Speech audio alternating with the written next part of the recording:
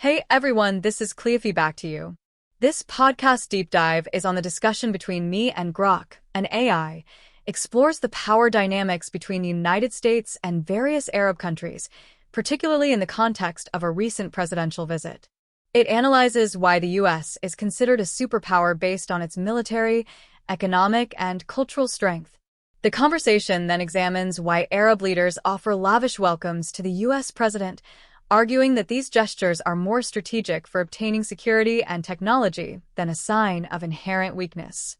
While acknowledging the Arab world's dependence on the US for defense, the speakers also highlight their financial influence and growing efforts to diversify their economies to reduce reliance on the superpower. Okay, now I want to say something to you, my listeners. That over 90% of you don't subscribe is really heartbreaking to me.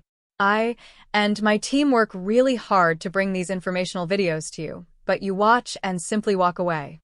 I would like to emphasize that you please hit like and subscribe before you move on to another video.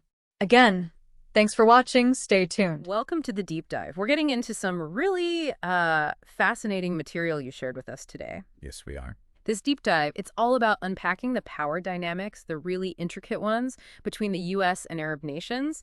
And we're looking at it particularly through the lens of that big U.S. presidential visit to the Gulf. That was May 2025. That's the one. Yeah. Yeah, we've pulled together quite a range of analysis. It goes from the basics, like what makes the U.S. a superpower, Right. to the real specifics, the details of those presidential welcomes, and even, some of the chatter online about it. Okay. The goal here is really to cut through all that noise. We want to pull out the key insights from everything we looked at so you can properly understand what's driving this whole relationship. The leverage, the needs. Exactly. The needs, the strategic thinking behind it all. Yeah, I have to say, digging through this, I definitely had a few aha moments. There Yeah. are layers here, things that aren't immediately obvious. Absolutely. It's easy to just see the surface, isn't it? But the material, it really lets us dive into the why. Why are these things happening? Okay, let's do it. Let's get started. Right. So, first things first. Let's unpack that foundation. What is it exactly, according to the material, that makes the U.S. a superpower?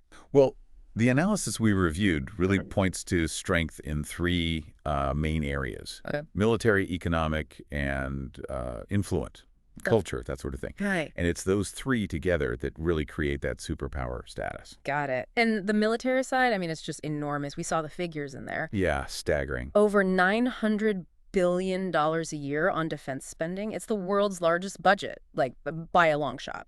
By far. And you see concrete examples of that power right there in the Gulf, don't you? Like the U.S. bases mentioned. Yes, in Qatar, in Bahrain. That's a very physical, very real projection of military capability in the region. It gives them reach. It does. It's a significant capability. It allows them to offer security guarantees to allies or, to intervene or deter actions globally. Yeah. It's that hard power core. Then you've got the money side, the U.S. dollar. It's everywhere. The world's reserve currency, yeah. And the sheer scale of American companies, the material mentioned Apple, for instance, they dominate global markets. Right. That gives the U.S. incredible financial leverage. How so? Well, control over key financial systems, the main channels for global commerce. That provides immense economic influence. Connectivity, too. Okay, military, money. And the third one was influence, sort of the soft power idea. Exactly. Think about American movies, music, just U.S. culture in general. It reaches almost everywhere on the globe. And that shapes how people see the world. It really does. It shapes perspectives, values, even what people want or aspire to. That's a powerful form of influence, maybe less obvious than military bases, but potent. So you put those three together, the unmatched military, the pervasive financial system, the broad cultural reach, and that's the foundation. That's the U.S. superpower status as the material lays it out. That's the picture painted by the analysis, yes. Those three pillars working together. Okay, so keeping that picture of U.S. power in mind, this is where, for me, it got really interesting. The visit. Yeah, connecting that abstract idea of power to that specific event, the presidential visit to Saudi Arabia and other Gulf countries in May 2025. Right. The descriptions of the welcome were just, wow. Huge ceremonies, golden swords handed over. Even camels, I think, were mentioned. Yes, literal camels as part of the pageantry. Just incredibly elaborate displays. The sheer scale was clearly designed to be visually impressive. That comes through strongly in the descriptions. Definitely. And this naturally leads to the question that the material itself brings up. Why? Exactly. Why such over-the-top treatment? Does this kind of welcome just signal, weakness? Does it imply these Arab nations are simply bowing down? Well, you could certainly see why someone might think that, looking just at the surface. All that opulence. But the analysis we looked at, it suggests that interpretation really misses the mark. It misses the strategic thinking involved. So it's presented less as submission. Much less. Yeah. And much more as a calculated strategy. Strategy. Okay, let's unpack that. What's the strategic thinking behind showering a U.S. president with golden swords and camels? What are they trying to get? Well, fundamentally, they have core needs. Things they need that the relationship with the U.S. helps them get. Like what? Protection is a huge one, especially with regional threats. Iran was mentioned specifically in the material. Okay, security. Security, yes. Yep. But also advanced technology and access to global trade, investment networks. The U.S. is central to those. So the grand welcomes the whole show. It's part of cementing that relationship, making sure they keep getting that security umbrella, the tech access, the trade. That's the idea presented. And the material gives really concrete examples from that specific visit to back this up. It shows that trade-off in action. Like the arms deal. Exactly. Yeah. Saudi Arabia is signing that absolutely massive $142 billion arms deal for U.S. weapons. Wow. $142 billion. That directly addresses their need for security, for advanced military technology. That's, an eye-watering number. And didn't the material also mention the UAE? Something about a huge AI deal? It did. A proposed $1.4 trillion investment into artificial intelligence. Trillion. Yeah. That's a clear move towards securing cutting-edge tech, yes, but also diversifying their economy for the future. That's another key strategic goal for them. Okay, so the picture being painted here is Arab nations put on these really impressive displays. They commit to these enormous deals. Which, let's be clear, also benefit the U.S. hugely. Right. Economically, and it reinforces their influence. Right. It's not one-sided. So they do that, and in return, they get critical security guarantees and access to the technology they feel they need. So it's framed as a kind of mutually beneficial strategic exchange. That's precisely the framework the material uses, yes. Yeah. It's presented as a complex negotiation, an exchange of value, not just one side telling the other what to do. Okay. Now, this leads straight into another point we saw raised. It came up particularly in some online discussions referenced in the material. Ah, yes, the powerless idea. Right. The idea that because of this heavy reliance on the U.S. for security, for tech, maybe Arab countries are actually, powerless. And what's really important to grasp here, based on the analysis, is that powerless is just. It's too strong. It's not accurate. Why not? Because while there's definitely interdependence or reliance, absolutely, these Arab nations have significant forms of power themselves. Just maybe not the same kind of power as the U.S.? Exactly. Different kinds. So what sources of power do they have, according to the material? Well, first and foremost, immense wealth. From oil and gas resources, you look at countries like Saudi Arabia, Qatar, they have extraordinary financial reserves. And that wealth translates into leverage. Directly. We saw that investment power mentioned during the visit too, didn't we? Saudi Arabia's promise. $600 billion in potential U.S. investment. Yeah. That's a huge lever on the global stage, a significant demonstration of their financial muscle. Okay, so wealth and investment. What else? Media influence was highlighted. Al Jazeera from Qatar was the specific example given. A powerful voice, capable of shaping narratives regionally, even globally sometimes. No, it's true. And then you have countries like the UAE, which have positioned themselves as crucial global trade hubs, logistics centers. Right, so that gives them economic importance beyond just selling oil and gas. Precisely. So, okay, they've got wealth, investment leverage, media reach, strategic trade positions. That definitely doesn't sound powerless. Not at all. But the material does seem to acknowledge a limitation, right? A point where their power isn't maybe fully independent? Yes, that's a key nuance. Despite all that wealth and influence, their deep integration into U.S. military systems for their actual defense. The reliance on those weapons. Exactly.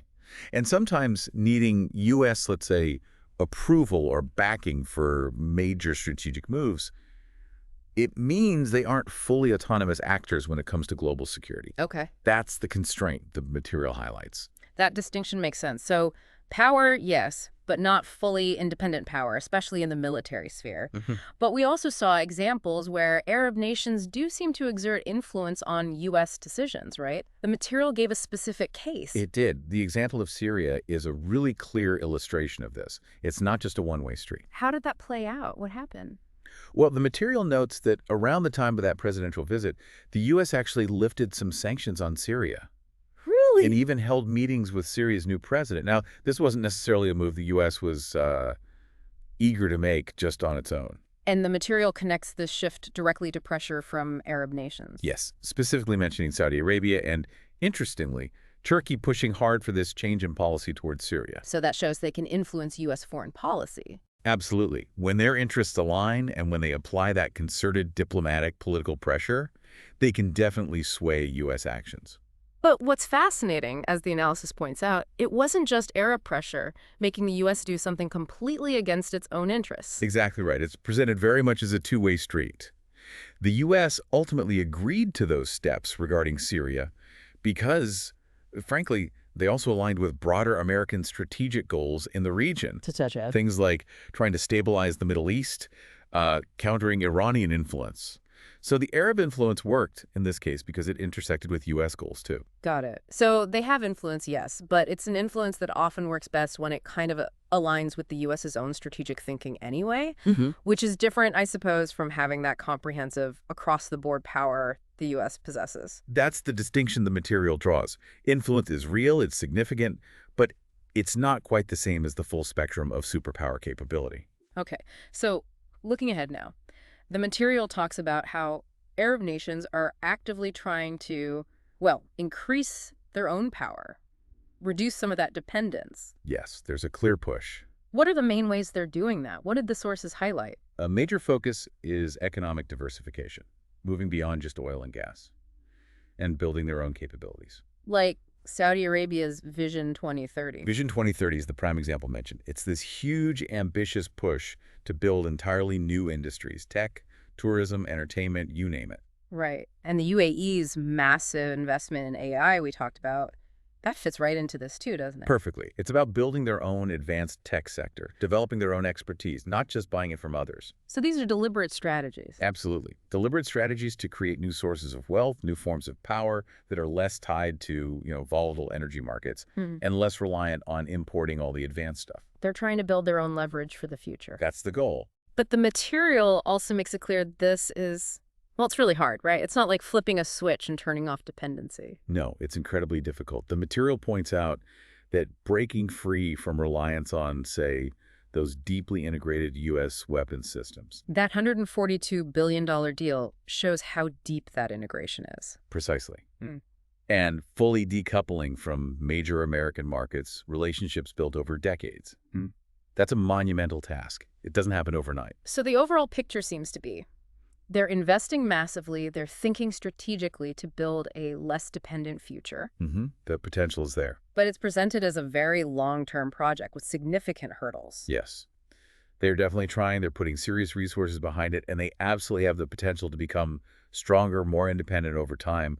But it requires sustained effort, huge investment, and navigating those deep existing ties. It's an ongoing process. Okay, wow. Let's try and wrap this deep dive up then. We started with the foundations of U.S. power, that unique mix of military, money, and cultural influence. Right, the three pillars. Then we saw how that connects to those really elaborate welcomes during the May 2025 visit, understanding them not just as bowing down, but as a strategic move by Arab nations. A way to secure needed protection and technology. Then we got into the more complex picture of Arab power itself. Significant wealth, investment muscle, media reach, trade importance. I thought a lot of Powerless. But also acknowledging that current reliance, especially on U.S. military tech for core defense, that limitation. The interdependence aspect.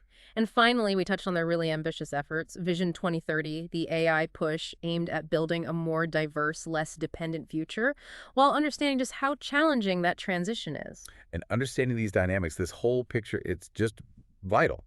Because this relationship, it's not static, is it? No. It shapes global security, it affects huge economic flows, trade, investment, and it's absolutely central to stability or instability in a really critical part of the world. It's a constantly shifting balance. A balance of power and interdependence, as you said. So what does this all mean for you listening in? Here's something to think about. Considering those huge investments, the strategic plans like Vision 2030, those massive AI deals, but also acknowledging how hard it is to truly break free from established dependencies like U.S. military systems, U.S. markets. How do you think the balance of power and dependence between the U.S. and these Arab nations might realistically shift, say, over the next 10 years or so, based on the trends we've talked about from the material? That's the big question, isn't it? Definitely something worth contemplating.